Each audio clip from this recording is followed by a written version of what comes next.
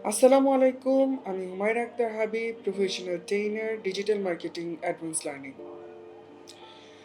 আজকে যে বিষয়টা নিয়ে কথা বলবো, ফাইবারের পেইড রিভিউ নিয়ে, যার অ্যাডভান্টেজ বা ডিসঅ্যাডভান্টেজেস সম্পর্কে ধারণা আমরা নিব।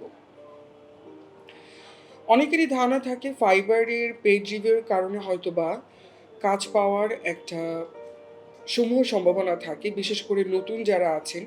বিভিন্ন মানুষের দ্বারা প্ররোচনায় বা প্রলোভনে এই ধরনের ভুলগুলো করে থাকেন যে ফাইবারের রিভিউ কেনার একটা পন্থা তারা অবলম্বন করেন। তবে হ্যাঁ, 2019-20 বা প্যান্ডেমিকের আগ পর্যন্ত যখন আমাদের এই ইন্টারন্যাশনাল মার্কেট প্লেস সম্পর্কে মানুষের অনেক বেশি কাজের সৃষ্টি ছিল না, বা অনেকের কাছে এই মার্কেট প্লেসে বা ফ্রিল্যান্সিং নিয়ে যখন কাজের পরিধি অনেকটা কম ছিল, তখন এই ধরনের পেইড রিভিউয়ের একটা ব্যাপক প্রচলন ছিল। যারা সেলাররা ছিলেন, যারা এক্সপিরিয়েন্স সেলাররা ছিলেন, তারা এই ধরনের পেইড রিভিউ নিয়ে অনেকভাবে কাজের জন্য তারা চেষ্টা করতেন। এবং সেই সময়কার থেকে এই সময় পর্যন্ত ফাইবারের অনেক ধরনের চেঞ্জেস হয়েছে। বিশেষ করে 2023-এ ফাইবারের ভেতরের অনেকখানি চেঞ্জেস হয়েছে এবং অ্যালগরিদমের এমন পর্যায়ে চলে গেছে, যদি এখন কেউ এই $5 জন্য বা $5 কাজের জন্য যদি কেউ পেইড রিভিউ কিনে কাজ করার চেষ্টা করে, বা পেইড রিভিউ কিনে তার রিভিউয়ের জন্য বা তার কাজের দক্ষতা বাড়ানোর জন্য যদি সে ইউজ করতে চায়, তাহলে সেই ক্ষেত্রে কোনো না কোনোভাবে ফাইবারের অ্যালগরিদমে ধরা পড়বেই।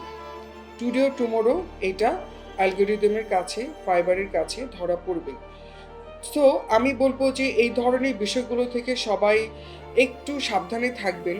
পেইড রিভিউ কাজ করে, তবে যেগুলো হচ্ছে গিয়ে নতুন বায়ার, যারা নতুন বায়ার হিসেবে জয়েন করেছেন ফাইবারে, অথেন্টিক, তাদের কাছ থেকে যদি আপনারা পেইড রিভিউ কালেক্ট করতে পারেন, তাহলে সেই ক্ষেত্রে ছোট ছোট কাজের মাধ্যমে আপনারা পেইড রিভিউ নিয়ে কাজ করতে পারেন।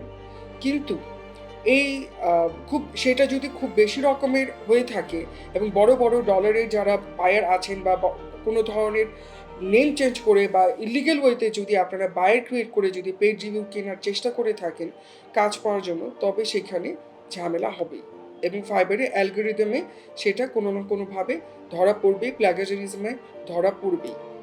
সো প্ল্যাগারিজম এবং এরকম ফাইবারের অ্যালগরিদম থেকে বাঁচার জন্য, বা আপনার আইডিটা যেন, আপনার ভ্যালুয়েবল আইডিটা যেন সাসপেন্ড না হয়ে যায় বা ডিসেবল না হয়ে যায়, কোনো ধরনের রেস্ট্রিকশনের মধ্যে যেন না পড়ে, সেই দিকে খেয়াল রেখে আমি অবশ্যই বলবো আপনারা এই ধরনের পেইড রিভিউ কেনা থেকে দূরে থাকুন। ধন্যবাদ।